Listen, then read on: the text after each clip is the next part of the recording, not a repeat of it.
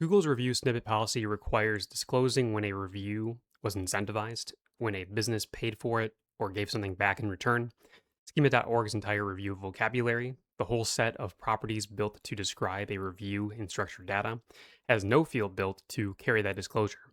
That gap sits at the center of everything I'm walking through here today. Schema.org's own machine readable vocabulary lists 9 properties with review in their domain, 9 fields a page can legitimately use to describe a product review. I fetched that vocabulary directly on August 7th.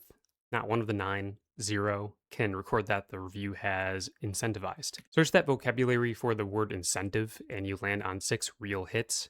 4 of them, incentive amount, incentive status, incentive type, and incentivized item, belong to a type called financial incentive.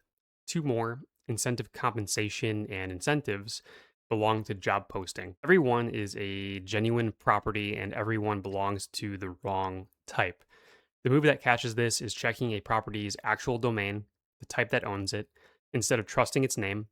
I'm calling that move the domain check, and it's the single most useful thing in this whole piece. So, can Google even catch an undisclosed incentive from markup alone? I checked Google's own manual actions list. The report Search Console shows when a site gets penalized. It does name one review related rule.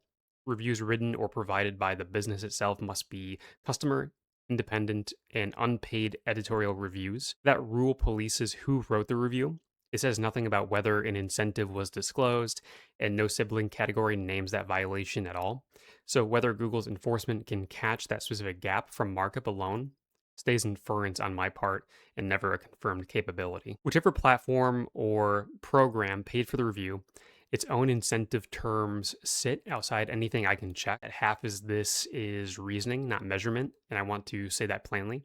What I did check directly is that 2 live product pages from Target and Nike on August 7th. Either page's rendered markup carries a review note at all. 2 pages is an anecdote here, well short of any markup or market rate, and the exposure it points to looks uneven. But wherever widget does emit a review node, the compliance gap lands on the merchant's own page, regardless of which vendor built that widget. This isn't a one-off shape. A companion piece on this site covers Google's deal ends badge, a real feature acting on a field schema.org never defined either.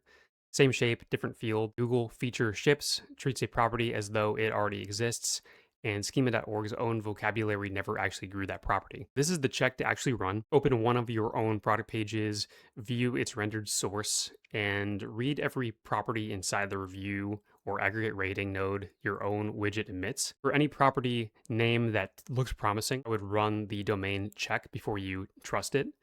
Confirm which schema.org type actually owns that property. A name containing the word incentive is not evidence, it belongs to review.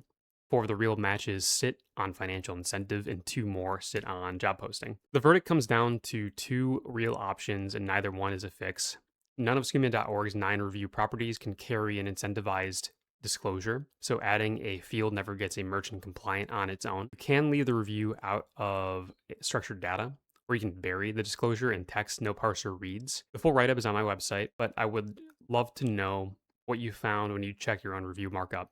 Did it carry a property that only looked like a disclosure? I'll see you all in the next video.